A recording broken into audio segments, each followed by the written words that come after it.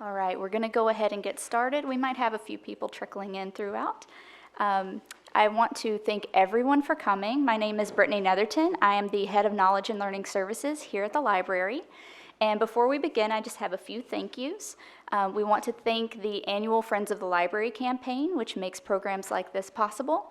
And also thank you to our community partners in this program, At Home in Darien, the Darien Senior Center, the Darien Department of Human Services, and the Connecticut chapter of the Alzheimer's Association. In addition, tonight's program is the beginning of a year-long Darien Library Caregiving Initiative, which is funded by a generous grant from the Horizon Foundation. Each month, beginning in October, we will be hosting a respite program for caregivers of adult residents who are aging in place, and we're calling it the Caregiver Café, and more information is located on the table just outside the door. You're welcome to stop by there on your way out and pick up a flyer. And now, without further ado, I'm pleased to introduce Gina Blum. Gina is Executive Director of At Home in Darien. She enjoys helping senior citizens age in place and stay connected to the community. Gina has also served as Assistant to the Director of the Stanford Senior Center, Coordinator of the Collaborative Alliance of Fairfield County, President of the Junior League of Stanford-Norwalk, and Chairman of the Fairfield County Women's Center at Norwalk Community College. Gina graduated from Trinity College in Hartford, and I will now turn it over to her. Well, thank you. It's my pleasure to be here tonight. Excited to be on this panel to bring this information to all of you. It's a pleasure to work with the library, with my colleagues here, and to share some information. So I wanted to just tell you a little bit about At Home in Darien and what we do. We are a nonprofit organization, and we help senior citizens.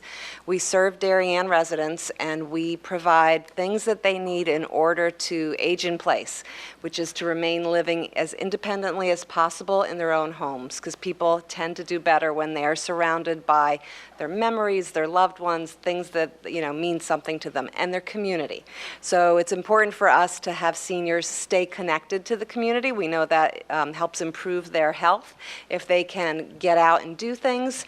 And in order to do that, we provide transportation. So that's the number one need that we find seniors have as they get older, as they need to be able to get where they want to go. Not only medical appointments, but anything, out to the senior center, to the library, out to lunch, just grocery shopping. Whatever they need to do, we get them there. And transportation is so important that we started a taxi voucher program. So it's a half-price program where they can purchase taxi vouchers. So those are for on-demand rides or evenings, weekends, and times when we're not driving and working, but it's a great resource for the community. I also have volunteer drivers. I have lots of volunteers, but I have volunteer drivers for when someone wants to be accompanied to an appointment. Sometimes people need that as well. And I have volunteers who do grocery shopping, home visits, just, playing cards, chatting, having a cup of tea. And it's just important to, have volunteers do these important tasks, and I get kids involved too. So the high school does wonderful programs with me and our organization. So they will do leaf raking in the fall, they'll do shoveling of public sidewalks in the winter, and I have to keep reminding the seniors that they're volunteers because the kids, can be a little slow to get to things, but it's so important for the kids to be involved with the seniors, and it's just a wonderful reciprocal relationships, and we're hoping to build those intergenerational ties so the kids are not only considerate about the older people in the community, but that they love to hear the stories that the seniors have to share as well. So that's real important. We do a lot of communicating, and we partner with about 20 different organizations in town to find out what they are doing that is of interest to seniors. And then we do a monthly calendar of events. And it's on our website. It's something that we email every month, and it's also something that we mail, because not everybody is connected online. So that helps people say, oh, I want to do this, try this exercise class, or this lecture program, or whatever it might be that catches their eye and sparks an interest, and then we will offer to give them a ride there if they need it. So we do a lot of wonderful things to help seniors stay connected to the community, and please, if you know someone who might need some assistance, I've got information out there. Feel free to pass it to them or to, speak to me about it. My card's out there too if you want to give me a call. But we're happy to help in any way that we can. So, it is my pleasure tonight to introduce the people here on this panel.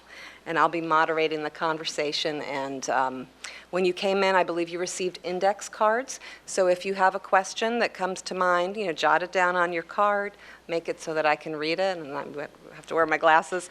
But if you just jot down some questions, we will collect them and then be able to ask them towards the end of our discussion here. So without further ado, I would love to introduce Richard Helstein, who served as Global Vice President of Advertising for Kraft Foods, where he worked for 35 years, as well as having served as an adjunct professor of marketing at the Darden Graduate Business School, University of Virginia.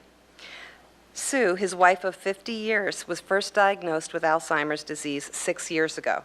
Dick became Sue's primary caregiver for 4.5 years until she was admitted to Maplewood at Darien, a memory care residence. He is currently the caregiver facilitator to the Giving Alzheimer's Purpose, GAP, support group, working with Shannon Jordan, who I will introduce shortly, and he has also been working with the Alzheimer's Association of Connecticut, appearing on various television and radio shows discussing the role of caregivers today. So let me next introduce to you Shannon Jordan, who's the Southwestern Regional Director at the Connecticut chapter of the Alzheimer's Association. She's a licensed social worker with a bachelor's degree in social work from Southern Connecticut State University, as well as a master's degree in social work from Fordham University. Throughout her career, Shannon has had the privilege of serving many diverse populations, but her true passion lies in advocacy for and the care of our aging population. With almost 20 years' experience in providing social services in long-term care, Shannon has seen firsthand the devastating effects that Alzheimer's disease has on its victims and caregivers, and she shares in the vision of the Alzheimer's Association of a world without Alzheimer's disease. And last there on our panel is Allie Ramsteck. She's been a resident of Darien for 16 years, along with her 3 school-aged daughters. Allie received her bachelor's degree in Human Development and Sociology from Boston College. Upon graduation, Allie entered Columbia University and received a master's degree in clinical social work. She began her career at New York Presbyterian Hospital Cornell, Westchester Division, where she worked for 8 years, initially on the Children's Inpatient Psychiatric Unit and then as the senior social worker on the Geriatric Inpatient Psychiatric Unit. Allie has been working for the Darien Human Services Department since January 2012. She has been first as a part-time care manager and was later promoted to a full-time assistant director. And then in April of 2017, Allie was promoted to director of the department, which currently serves hundreds of clients. So, of a very well-versed panel, I'm going to ask each of them to share with us for a few minutes about their own personal knowledge and experience, because we thought that would be interesting for you to hear about, and then we'll go to some questions. So may I turn it over to you, Dick? Thank you. I'm the amateur here. I sold Jell-O for 35 years, and the rest of these people are social workers. Probably for good reason after selling Jell-O for 35 years. But I'm so excited to be here, frankly, to talk about my experience as a caregiver, because I really wish someone had told me what it was going to be like to be a caregiver. It's a really difficult job, and it's one of those things that you never expect it's going to happen, and that's what really makes it difficult, because it comes at a time of life, and it did for us when we were all set to go on to the next phase. Our children were married, they had children of their own. Thank goodness they had moved out of the house. Everyone was really happy at that point. And we were going to travel, we were going to exercise, we were going to each read, we were going to do all these things. And at that point, Sue was diagnosed with Alzheimer's. And it changes everything. And all of a sudden, you have this feeling like life is ending. And everything you've been planning for is not going to happen. I've got to say, at the same time, I really felt an obligation as a caregiver. I felt like it was really special to do that. We have marriage vows that say, for better or for worse, in sickness and in health. And even more so, Sue, who had been a nurse and then got an advanced degree and was teaching all new types of nursing to people down at Columbia Presbyterian. When we had our second child, she felt like it was so important for these children to have her at home to help support them, to give them confidence, to help them with school, that she quit her career at that point and went out to take care of them. And so for me, this was almost like paying it forward, that I kept working, she was able to take care of the kids, and now all of a sudden I had the privilege of taking care of her at a time when she was not particularly confident, where she was feeling very badly about what was going to be happening. And I could play a role like she played for our family and our kids and raise them so beautifully. So it's a tough role, but it's a role that I really actually welcomed to a degree and was really glad that I could be able to do. But again, I really want to go through some of the challenges of what happens. And the first challenge is the initial diagnosis. One of the things about Alzheimer's is, and we were talking about this before, there's always been a stigma attached to it. People either call it dementia or something like that. No one wants to say they have Alzheimer's. Well, more and more now, as more and more people have it, and you know someone who has it, there's no longer a stigma. It is something, and I've seen this out there, that as people know that you are dealing with Alzheimer's or one of your loved ones is dealing with Alzheimer's, there's a great compassion, there's a desire to try to help out in a certain way. But at the time, it was really difficult. And so one of the things that I would really urge you to do as seniors is go and talk to your personal care physicians and people beyond that, and really begin to find out if you've been forgetting things, if certain things have happened. Is that just natural forgetfulness, or could it be something beyond that, like Alzheimer's? And what's wonderful about the Alzheimer's Association website is they have a list of like 10 or 11 things where you can find where it's just simple forgetfulness and where it could be Alzheimer's. And what we saw in my wife is that not only was she forgetting that we were supposed to be doing something, but she would ask the exact same question time and time again about that she had trouble reading, that she was having trouble doing finances. And believe me, she was the financial person and I was the marketing person. So that all worked really well too. And suddenly our doctor just picked up on this and he said, I really think that she does have Alzheimer's. I want you to go down. And we went down to Columbia Presbyterian and they did a whole afternoon of tests. And they came out and said, we're 92% sure that she has Alzheimer's. And the natural reaction to something like that is that it's devastating. You know, you just think life is ending right now. And the problem is, too often in this situation, is you project to the future. This is not a disease that suddenly happens and everything is over.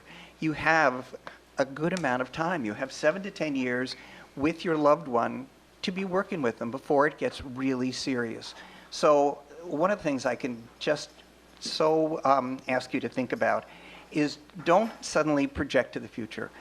Live each moment at that point and really just feel like every moment is going to be so precious and everything that you can do together is so precious that you're truly making memories at that point, even though they may be forgotten at a later time.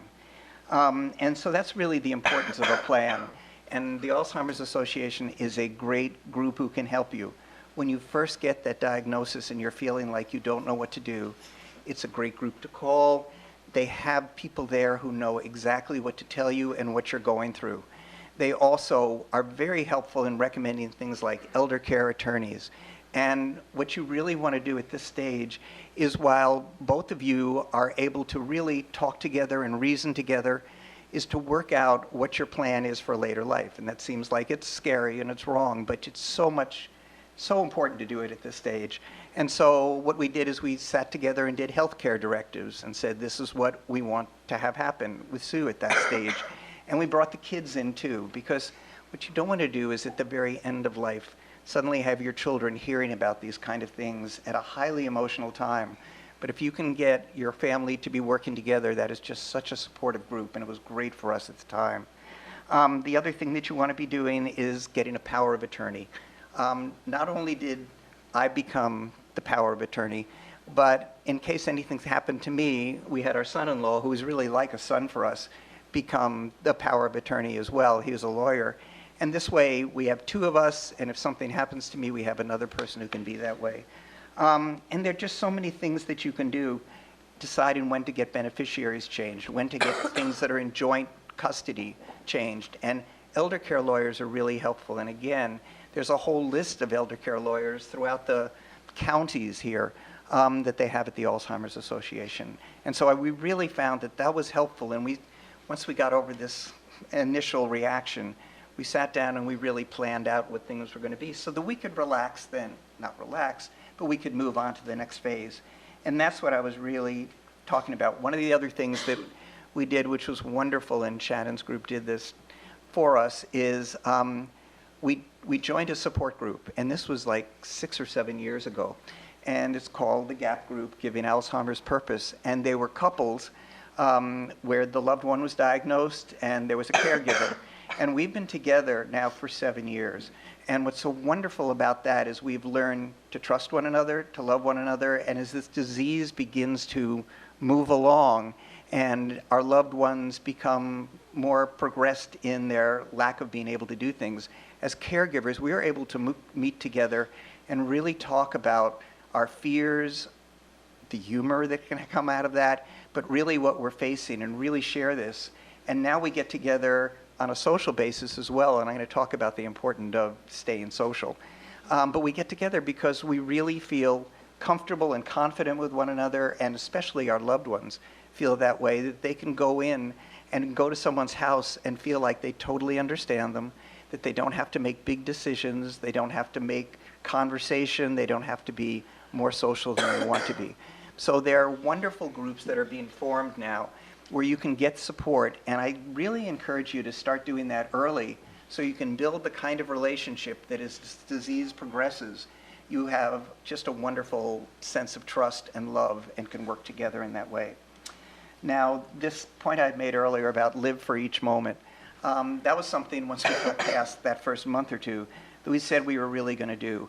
And one of the things that has been proven and the Alzheimer's Association says is that there are like 4 things to really do to promote brain health.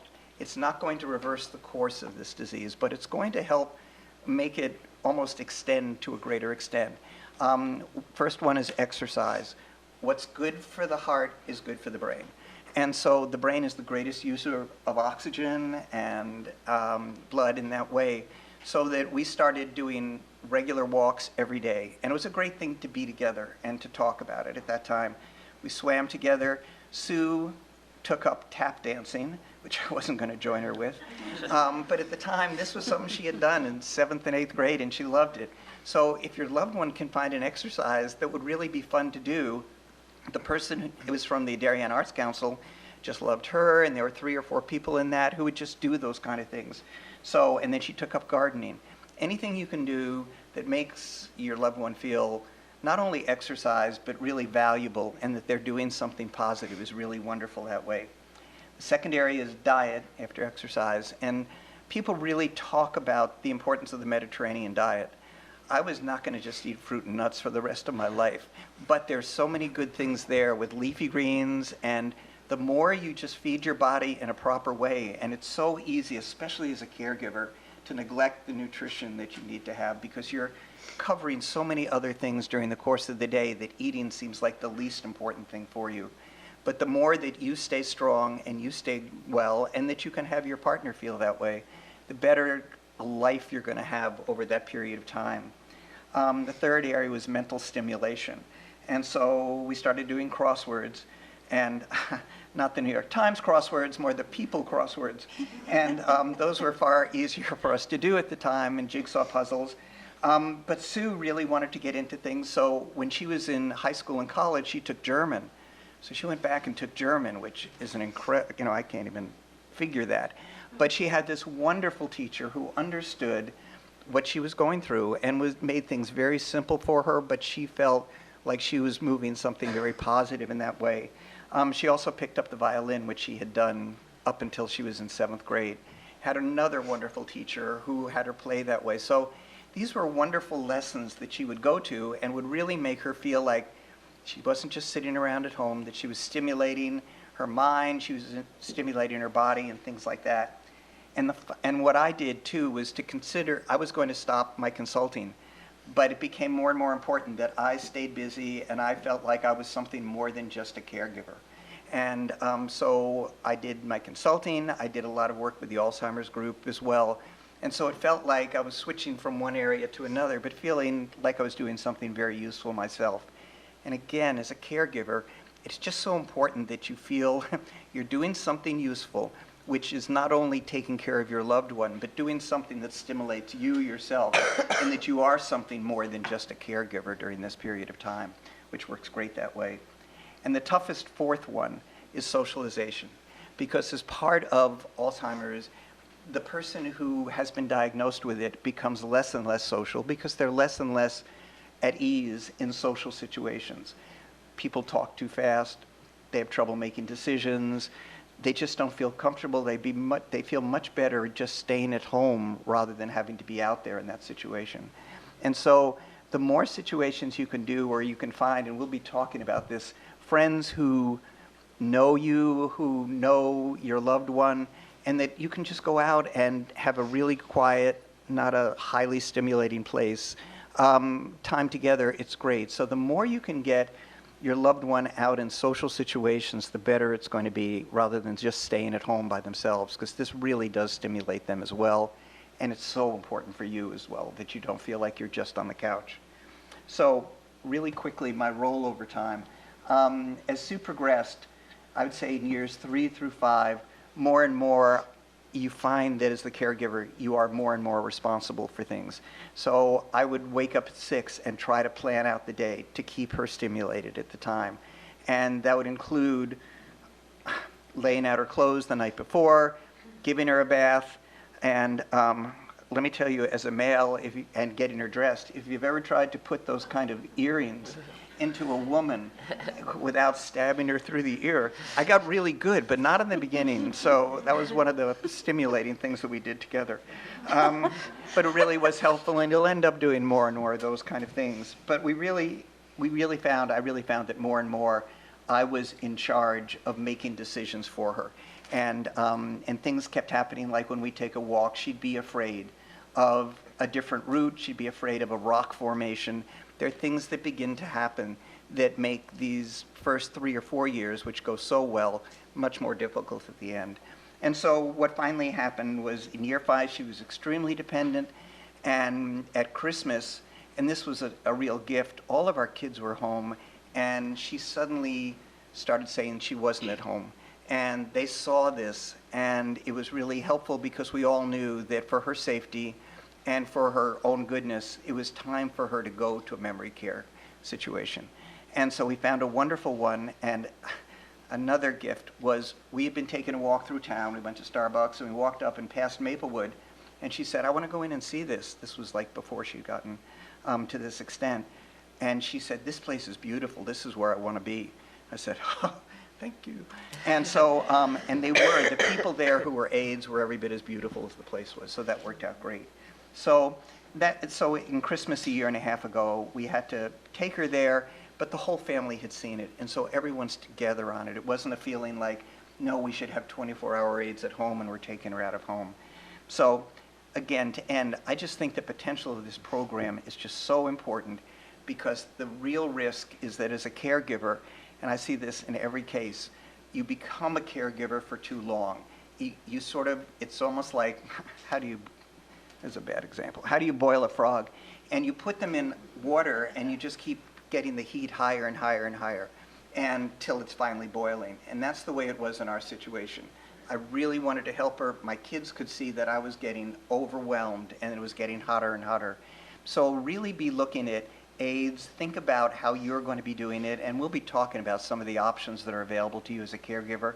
But do be very conscious of where you are within that overall process and where your loved one is. And one of the toughest things is having a loved one go to a memory care place. But as our kids said, they didn't want to lose 2 parents. They just wanted to have this one thing happen, and they were very supportive and helped me make that decision. So that was really good for me. So that's my thing. Thank you very much. Thank you, thank you. You know what, we're going to write them on the cards, and then we're going to pass them that way, and I'm going to pass on to Shannon so that she can share. So I can attempt to Yeah. follow. Right. How do you follow this man? My goodness, you don't need me here. You don't need me. She says that all the time. It's not right. Good evening, everybody. My name, can you hear me okay? Yeah, good. My name is Shannon Jordan. I am the Southwestern Regional Director at the Alzheimer's Association's Connecticut chapter. My office is located in Norwalk, but I pretty much cover most of Fairfield County from Danbury on down to Greenwich. It is wonderful to be here today. Thank you so much, Darien Library. Darien has been a wonderful community to us at the association, welcoming us to do programming at your senior center. I was asked to speak for the past 2 years at, I'm going to try and say this correctly, Post 53, the ambulance corps that you have for your high school. Beth Paris at the Senior Center is one of our women's champions. I see some familiar faces here today. Some of our volunteers are here, group members. It's just wonderful to be here. To talk about some of the things that we do at the association, I should probably just tell you a little bit about myself first. Prior to coming to the association, I spent close to 20 years working in nursing homes throughout Fairfield County as a social worker. So 20 years of working day in and day out with people with Alzheimer's disease, other related dementias, with their family members, caregivers, care partners, priceless experience that I was able to bring with me to the association, where now a huge part of what I get to do is travel throughout Fairfield County and educate about Alzheimer's disease, as well as other related dementias. In those educational programs, we usually start off by just sharing some of the statistics for our state in regards to Alzheimer's, as well as countrywide. 1 in 3 seniors will be diagnosed with this disease. 1 in 3 seniors. So look to your left and then look to your right. And that's why to think that some people are still suffering in silence is just heartbreaking, because this disease is affecting so many of us. 78,000 people right here in Connecticut, with 178,000 caregivers providing more than $234 billion in unpaid care. We've got 5.8 million people diagnosed in our country. Please know those numbers are expected to triple by the year 2050 if something isn't done soon, because we currently do not have treatment and we currently do not have a cure. Each year, Alzheimer's disease takes more lives than a combination of breast cancer and prostate cancer combined. And every 65 seconds, somebody develops this disease. So again, this is a disease that is affecting most of us know somebody, and we were chatting about this upstairs. Most of us know somebody at this point who has been affected, and sadly, if by this point we don't, a time is coming very soon where we'll know somebody affected. We are here at the association to help. We're here to help people with the diagnosis. We're here to help the caregivers. And it's funny because all my years in the nursing homes, I learned a lot from the families, but the focus of my care was, of course, on my residents. Since my time at the association, my experience, my knowledge base of the plight of the caregiver has just grown exponentially. I have learned so much from many of you in this room as caregivers, truly. And I am so grateful for that.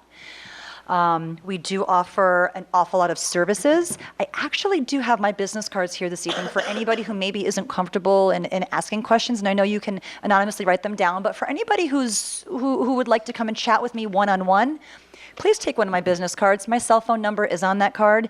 That's what my cell phone number is for. It's to speak with you. I'll invite you to my office where we do care consultations. We invite families to come in just to talk about the journey, just to talk, because everybody's journey is different. Everybody's Alzheimer's disease is different. This is a disease that affects our brain, and each and every one of us in this room has a brain that's wired differently. We all think about things differently. We perceive things differently. Our personalities are different. So of course, this disease process is going to be very, very different. It has a lifespan of anywhere from 2 to 20 years, with people progressing at different rates throughout different stages. So it's a very individualized disease process. We're happy to invite people to come and see us so we can talk to you about your journey, about your situation. I also email with people. We send them information through snail mail, email, you name it, whatever your preferred method of communication is, that's what we're here for. We have a wonderful website. I haven't even seen everything that this website has to offer. There is so much on it, alz.org. On that is our link to our community resource finder, where you can find everything from the elder care attorneys that Dick spoke of. You can find one of our 90 local caregiver support groups. We have 90 support groups in this state for people providing care. We have one right here at the Darien Senior Center. You can find assisted livings, adult day programs, you name it, all in our community resource finder.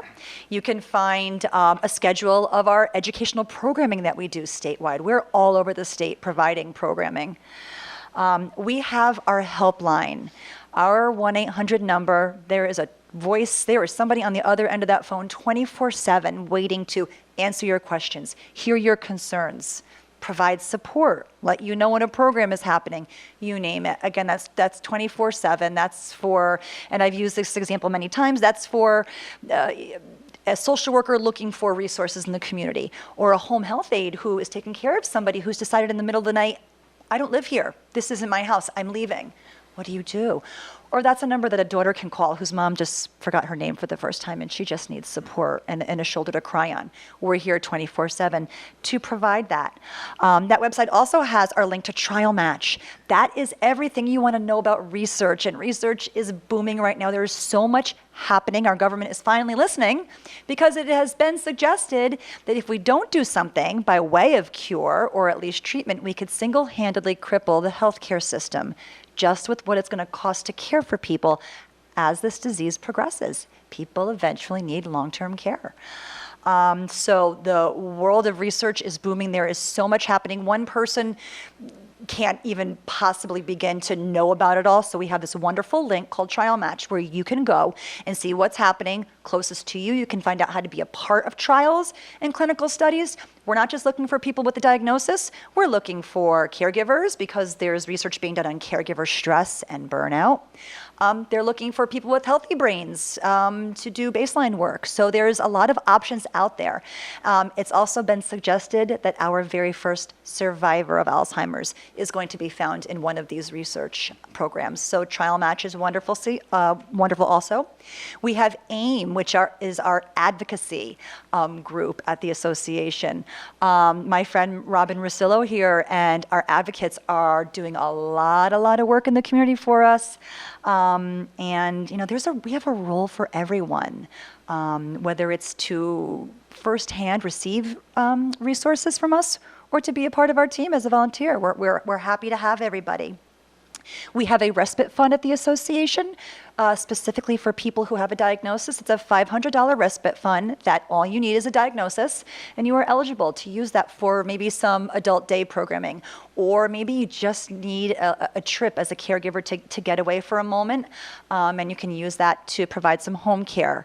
We need caregivers to take care of themselves. We see that our caregivers are getting sicker quicker than those that they're caring for, because we put the needs of our loved ones before ours and we ignore sometimes blaring warning signs. So we want caregivers to have the support, whether it's through support groups, whether it's through our respite fund.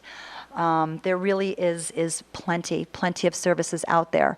So we want you to know that we're here. We're ready to help. We have a wonderful walk to end Alzheimer's. We actually have 7 throughout the state. We have one right here in Norwalk at Kef's Pasture Beach, October 13th. We'd love to have people there. It really is a wonderful day to come together as a community to support our cure. Again, we're here. The 1-800 number is really worth its weight in gold. If you walk away with anything today, that number, please know that we're here. And again, my number on my business card, we're here for you anytime you need us. Thank you, Shannon. What an amazing organization. Yeah.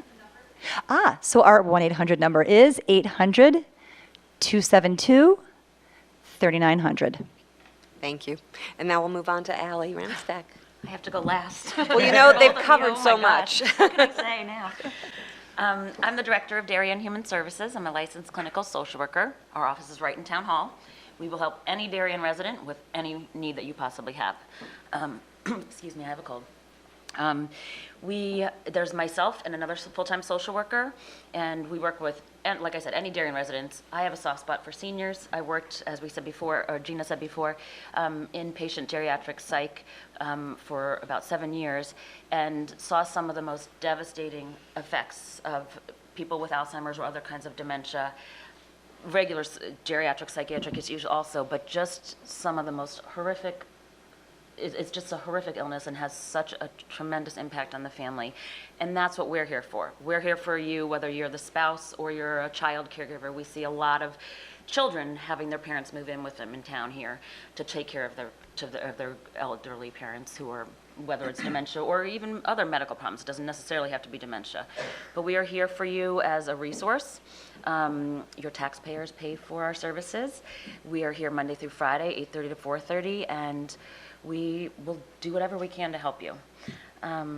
We work very closely with At Home in Darien and with Beth Paris and Marcy Rand in the Senior Center. Some of you probably know both of them.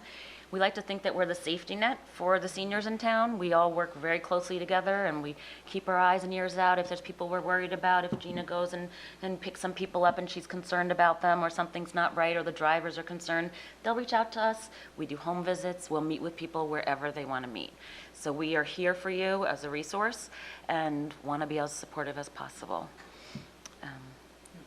That's great. You guys said everything else. Yeah, they did. They did a great I don't know job. what else to So say. if you have any questions that you've written on your cards, we will be collecting them, and I will go, and our staff there from the library will collect them. Maybe if you could pass them down to this side of the room. Will that work, Britt?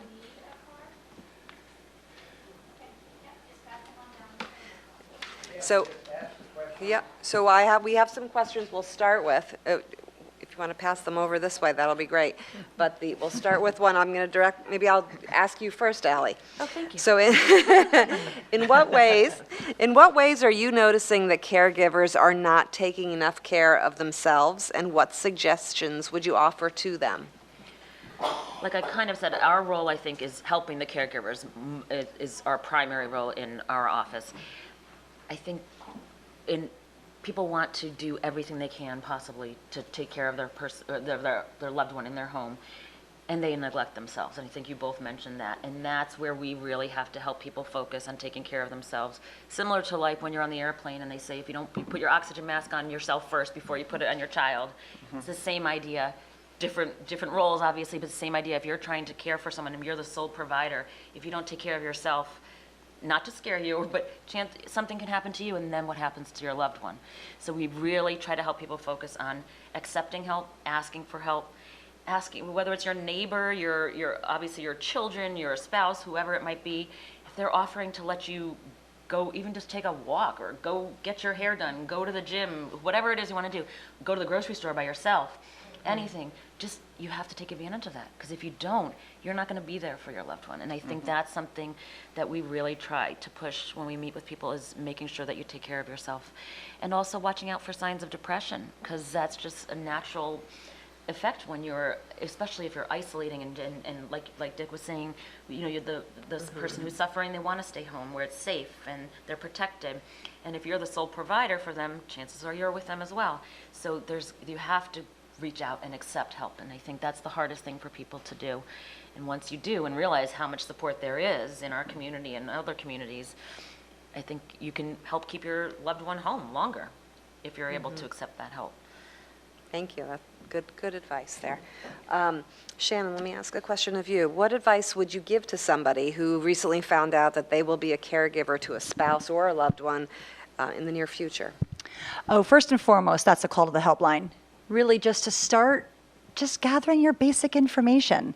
We tend to Google things and we get ourselves really, really scared because there's worst case scenarios and it's terrifying.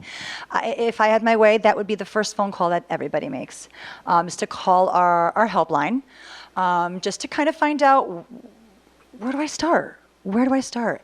And then to piggyback on what Dick said, elder care attorneys, I feel like that is such an important call to make.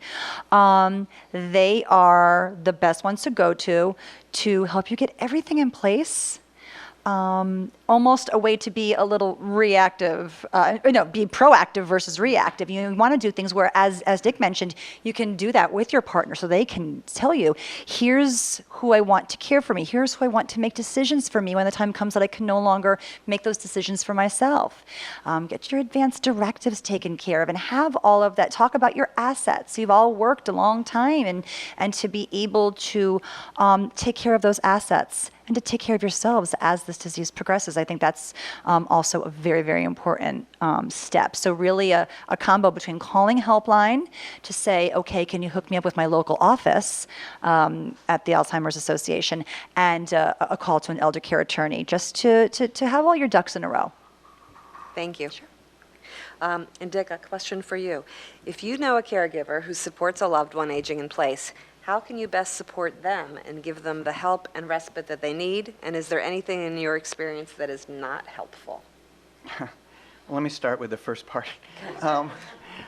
I really think one of the most helpful things you can do is, it's very hard to know about this disease. You know lots of people who have it, but you don't know what the characteristics of it are. And if you're going to help someone out, it's really helpful to begin to understand what that person and their loved ones are going through, so that you don't just come in almost like a bull in a china shop and say, come on, we're going out for a walk or something like that, and that person just draws back even though they may have known you for a while. So I would say one of the most important things, if you have a good friend who has their loved one diagnosed that way, is get some of the books from Alzheimer's, get them, they're just all over, just to sort of understand the progression of the disease, where this person is, and so that you can be as knowledgeable to help the caregiver as working in that way as well. And I really think that one of the things that I really found is they always tell you that this disease is a slow progression and that it just goes downhill slowly. I never found that. What I really found is that you plateau for a long period of time and then suddenly there's this waterfall where it drops down. And if you are the caregiver, that is one of the most difficult periods of time when you have felt like, wow, we're getting through all this, everything's great, and suddenly I've got my loved one who can't figure out what day it is, what we're supposed to be doing, where the refrigerator is, and a lot of things like that. If you are someone who's really helping them, understand that this is going to happen, and that some of the times they need the most help is when these kind of times happen, when they feel the most put upon, that they need someone else to come alongside. And I would say one of the best things you can do, or one of the worst things, is to rush in there and try to help by either taking the loved one out for a walk or this person. Get to know them, get them to feel confident in you, that you are on the same page and that you're understanding them. And so the more you can do that, you're going to have maybe 2 or 3 really good friends who really care and who can come in there and relieve you, who can be on the phone for you. And the Alzheimer's Association is great, but in our GAP group, we have people we can call if we feel like we've just had it and we just can't do it. So be a person who's on the end of the line, who can talk with that person, and don't feel like you've got to give advice. What they want is someone to listen and just hear what they're going through at that time. So I think that's really good. Thank you.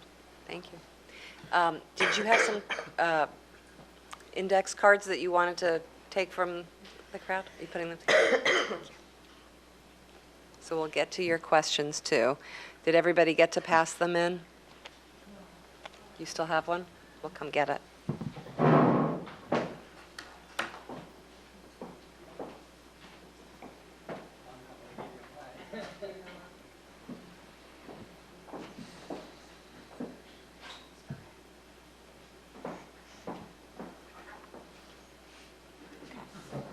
This is where it gets interesting.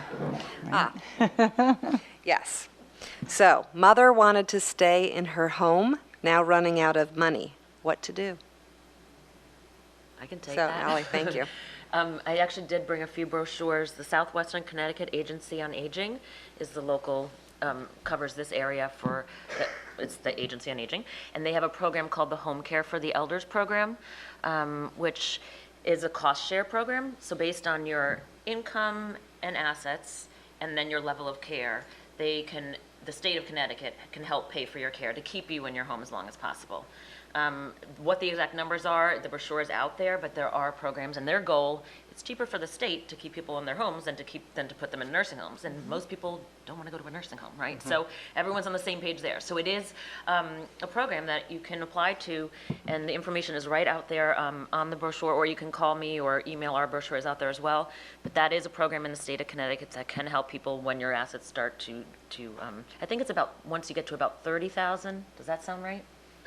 I think it's about 30,000 in liquid assets, and then you can apply. So you don't want to deplete it entirely, because then you're going to be in a pinch situation, because these programs also take a couple of months to really get situated from the time you apply to the time you actually are receiving the services. But they then provide, that covers the aides to come into the home, and it can go up to 24 hours a day. Also, Alzheimer's.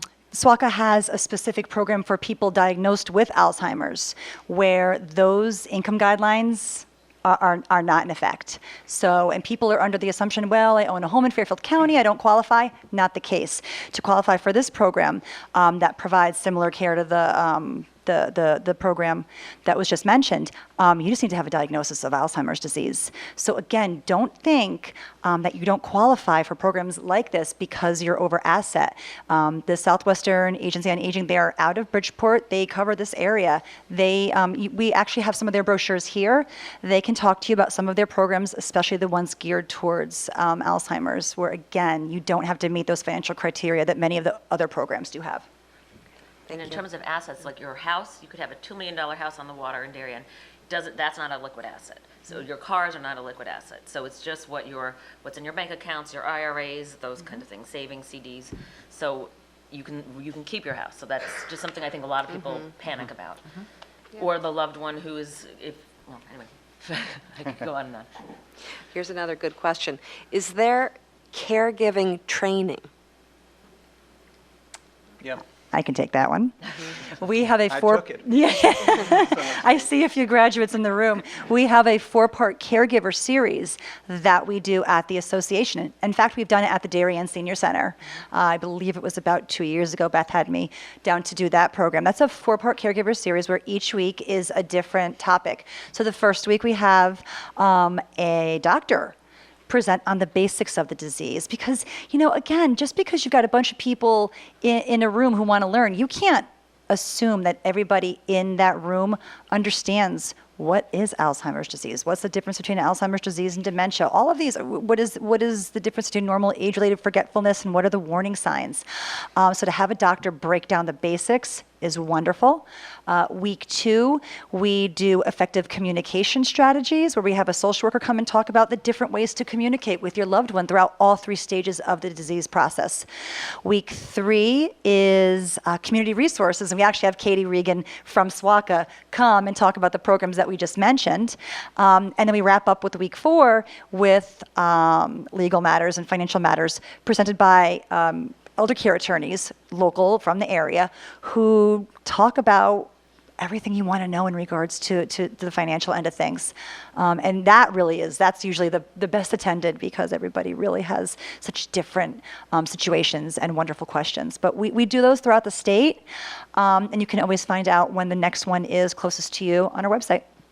One of the best things about that is there are 30 other people taking that same course, and so you don't feel like you're all alone. I made some really good friends. We went out for coffee and explained things. It was like one of the best support groups I got was having gone to this course and seeing how many other people are feeling totally out of it and not understanding these things. So it just, anything you can do that helps you feel like you're not the one who's alone in this situation is great. Great. Thank you. Here's another good one. Are there local caregiver groups where sharing takes place? Who would like to take The Senior Center has, Beth Paris runs it at the Darien Senior Center. I think it's the 3rd Wednesday, there's brochures out there also, of the month. I believe it's at 1 o'clock in the I afternoon. believe so. Every month she has it at the Senior Center, the Mather Center. So that's as local as you can get. So her contact information is there. She's very well versed, and she's been in the field for a very long time, and it's a wealth of information. There's also one at Maplewood of Darien. Okay. They have one as well. So there's 2 caregiver support groups right here in Darien, quite a few in Stamford, a few in Norwalk. Waveney has one as well. Waveney, absolutely. So we really are well kind of represented in this area. There's also a brochure out there of the local one, the different groups that are in the local towns. And there's also a question, just to follow up on that, to discuss what the GAP group is and where it's located. It's wonderful. It's located in Norwalk. We have 9 families, and Shannon is working with training people to become GAP facilitators. It's one of those things that sort of closed only because we have been together for 7 years, and we have seen our partners begin to progress, that we trust each other, our partners trust each other, and we tried to bring some other people in, and we found that our loved ones felt like they didn't feel as comfortable when someone different was coming in. They couldn't be as open.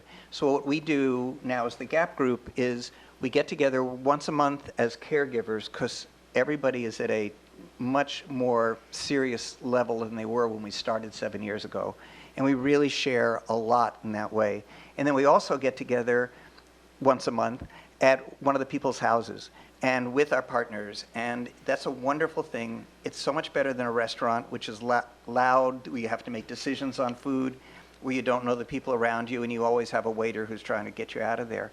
And this was just wonderful. We go to someone's house, everyone brings food, but the group kind of divides up. It's not some giant group. Everyone kind of talks with everybody else. And there's just a chance for your partner to really feel very comfortable. We've sort of been trained in the GAP group because we broke up into caregivers and we broke up into those diagnosed. And those diagnosed would talk about what is it that's the most frustrating thing for them at the time. And what we'd come back into the room and hear, the word they wanted us to say is, just give me a minute, just give me a minute. And we're just so New York oriented, and we just want something right away. We also talk far too fast. And so suddenly to begin to get a sensitivity training right within that group as speak more slowly, be more patient, and that as a caregiver was the toughest thing for me, but the most important thing for me. If we were going out to a party, I would allow now an hour before we got it, because there would be 3 different changes of outfits, and that was just me, but there'd be ones for the other people as well. And so we'd have to keep doing that, and this way there wasn't pressure on your loved one to get ready, or you're saying, oh my goodness, we're going to be late, and things like this. So one of the things we really learned from this GAP group was patience, and I know you're all working to try to get more of those, and as they form, it's just the most wonderful thing for us doing that. Yeah, so GAP stands, as Dick mentioned earlier, GAP stands for Giving Alzheimer's Purpose. Right. That name was given by GAP group members. They came up with that name on their own. We have different groups throughout the state. So our Norwalk group, they were at it well before I came to the association. I came to a group that was well established. The mutual support was unlike anything I'd ever seen. And as a social worker, I've run many support groups before. You see members come, you see members go. GAP was created, the original intent is for it to be for people who are in the early stages of this disease, because we know that's truly when people can benefit the most from a support group. As the disease progresses, that ability to engage in give and take, let alone recall the information maybe that you learned at your last meeting, that kind of goes away. So we find that the GAP groups are truly designed for people in the early stage. The Norwalk group, they weren't having it. They were staying together no matter what, and I was going to make that happen because, again, so rarely do you see people come together and truly become a family. So I have been trying desperately to replicate this group in Fairfield County. There's need. People want in. And we have finally been successful. We are going to be starting a new group at the Westport Senior Center coming, I believe, end of October. So for anybody here who is interested in learning more about that, can call the Westport Senior Center, and they can share a little bit with you about the new GAP group that's going to be starting. It's a social engagement group as well as a support group designed for people in the early stages. That group will just be for the people with the diagnosis. It'll be a nice way for caregivers to go off and have some time, to themselves as well. So we're very excited that's happening. Great. Here's another question. Do you have lists of similar at-home and Darien programs, resources in Stamford or Norwalk? Do past residents have access to any Darien services? So I'll answer to some of that since it's relating to at-home and Darien. I find that there are other organizations. Darien is very fortunate to have an organization that's a free organization. So the other organizations that are similar, that are aging in place organizations in Greenwich, in New Canaan, and Westport, no, Weston, I'm sorry, Weston, that have the aging in place organizations locally are membership organizations. So people are typically paying a fee, an annual fee, sometimes like up to $500 a year to get services. So and if you're looking for one of those in another town, they're called, you can look online, Village to Village Network is how you might find a aging in place organization. So those are typically social organizations to keep people connected to their local community. But I really would recommend, if you are looking for resources in another town, to go to your Human Services Department in that town. Because not everybody has, every town is structured differently, and transportation for seniors is almost always provided in some form or another, but you have to find out how it's done in their town. Sometimes it's run through a senior center, sometimes it's independent organizations, but they are typically out there, and you might have to do a little research to find out what is available in your particular town. Okay, another question here. What are good resource books to read about Alzheimer's? Oh, okay. So, I mean, we've all heard of the 36-hour caregiver. There's creating moments of joy, so many. We truly list and give a nice brief description of all of the wonderful books on this subject on our website. There's just too many for us to list, and the libraries are catching on. I'm going into libraries, and during November just so happens to be Caregiver Awareness Month, and we're finding that many libraries, Wilton Library puts out a special kind of exhibit of just that, books on Alzheimer's disease, on dementia, on caregiving. So again, a lot of the libraries will put specific sections together, but truly our website is the best place to go for the abundance of books that are available on caregiving, on the disease, the etiology, you name it. There's just so much out there. And it's only growing. It's only growing as this disease affects more people. More people are taking pen to paper and sharing their stories. I might also recommend that the library here would be so helpful in finding Absolutely. books for you. So you could just directly go to the staff members here, and they will get you pointed in the right direction. What are the other forms of dementia other than Alzheimer's? Okay, well, so Alzheimer's disease is the most common form of dementia. That's where 1 in 6 seniors are diagnosed. It really is. If we think of dementia as an umbrella. Underneath that umbrella come all the different types of dementia, Alzheimer's disease being the most common, but there are upwards of 50 to 60 types of dementia. Some don't even have names. The most common after Alzheimer's tend to be vascular dementia, which is as a result of stroke. Lewy body dementia. Oftentimes we see that with people who have Parkinson's. Not always, not everybody with Parkinson's gets dementia, but some do. Frontotemporal lobe. Alcohol and drug-induced dementia. There's really, dementia is a set of symptoms. It's not the diagnosis. Alzheimer's is the diagnosis. Vascular dementia is the diagnosis. Alzheimer's disease really is simply a decline in our cognitive ability, severe enough to affect our daily life. So whatever it is causes that cognitive decline, that's the diagnosis.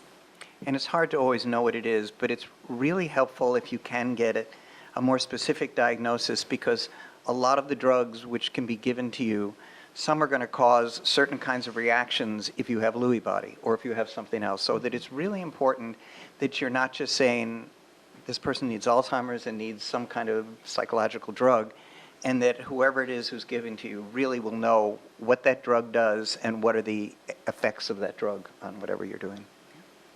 Thank you. Okay, the last question I have is, how do you know when you're in a situation you shouldn't handle on your own? I think you go with your gut.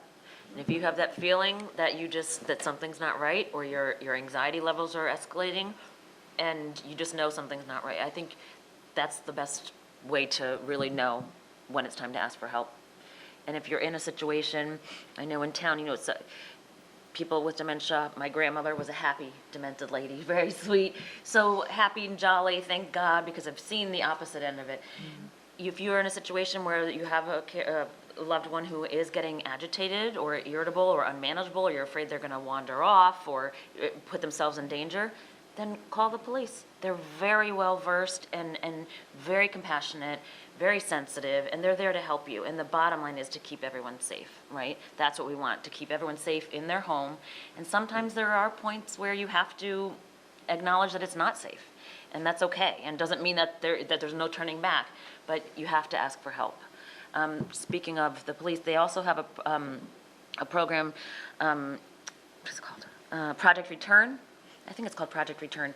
It's basically like a GPS bracelet that they can wear on their wrist or ankle. Someone who has dementia, who has the tendency to wander or the potential to wander, and it's free of charge. It used to be Captain Lawler. He just retired. I can find out for you, or you could call the non-emergency number of the police, which is 662-50-300, and they could direct you to which officer is in charge of that.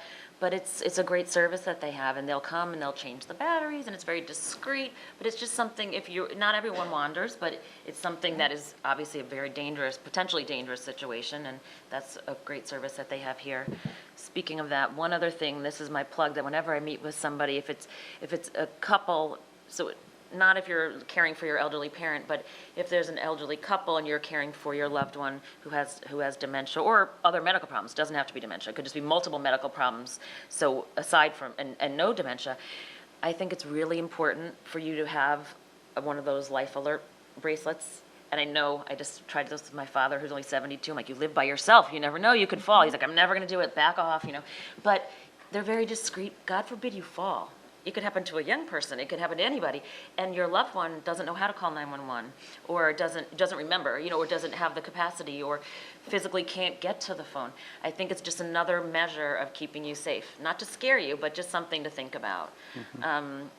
Just something One thing I really want to add that's a real problem as a caregiver that we haven't talked about tonight is, when do you take away the driver's license? And it is such, too often we don't talk about that, and as Shannon would say, that is the ultimate form of taking away the liberty of your loved one. And usually if it's your husband who's going through that, he just does not want to see that happen ever, for him to feel that way. And it's really hard to be the one to take away the license. And there are these wonderful resources between the DMV, Burke Rehabilitation Center, things like that, who will test them. And it's really important for you as the caregiver to be strong enough to say, you've got to go and get a test, and they will be the ones who will then determine whether that person can drive or not. But that is such a dangerous thing, and such a tough thing as a caregiver to say you can't drive. But it's not your loved one who's in danger, it's everybody else who's on the road, the pedestrians, people like that. So really be very sensitive to that at some point, because usually the one with the diagnosis is not going to make the decision themselves. So it's up to you. And if you're in that position where you have to be the one, you can also ask your doctor to be the one to do the dirty work. We'll sometimes do the dirty work and be like, you can make me the bad guy and say, oh, well, they told us if you don't do such and such, then things are going to have to change. So you be creative, whatever. Use your resources that are around you, so you don't have to be the bearer of bad news or the target of the bad guy. anger. Yeah. Yeah. Dick, you had mentioned earlier that you sat down with your wife and your family and made all of your plans.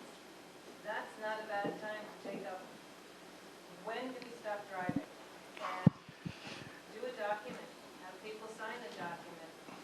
And it may not count as much Right. time as it did the day it was done, but it's an aid. Yep. And by the way, when you took my mother's license away, we had the doctor do it. He was the bad guy until we got home. Right. I can't say enough how supported I feel, because our children are very much a part of this.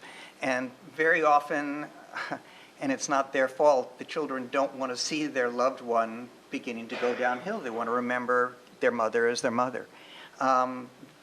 But this isn't going to happen that way. And the more that you can get them involved with these decisions, and so as a family, not waiting till that emotional time when something really bad is happening, but you've all gotten together on it.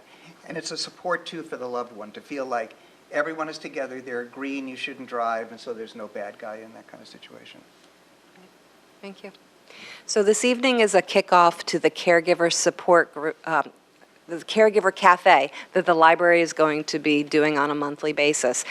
We all know that caregiving is difficult, it is stressful, but it can be very rewarding as well. So we're hoping to give you tools so that you can make the most of it, to get things in order so that you can do a job well done. And we know it's stressful, so hopefully this cafe will be helpful in that, in helping reduce stress and giving you options and giving you the opportunity to share and find a support group as well, because that is so helpful to be able to discuss, because it's really important to know you're not alone. One other thing I just thought of that is a good resource is there's something called a geriatric assessment, which it kind of gives an overall, you'd have multiple disciplines consulting and meeting with the patient and the family. And so if you're concerned about somebody and saying, let's just go get checked out, it's not just going to your internist or to a neurologist, but it's having all the different disciplines come together and give you a full evaluation. And you can get that done at Waveney, you can get it done at Greenwich Hospital, Burke Rehabilitation Center, Yale. But the closest ones are pretty much probably Greenwich. I think Norwalk might be doing it too now. But And Wilton, the Greens at Cannondale have an assessment center, as well as Jewish Senior Services in Bridgeport has an assessment center as well. Great. Well, thank you all for coming. Thank you.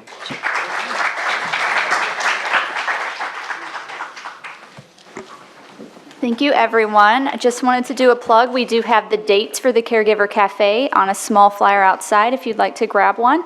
Also, please help yourself to this food and drink that we have provided. And just one more round of applause for these amazing panelists. We are so appreciative of all of you and everything that you do.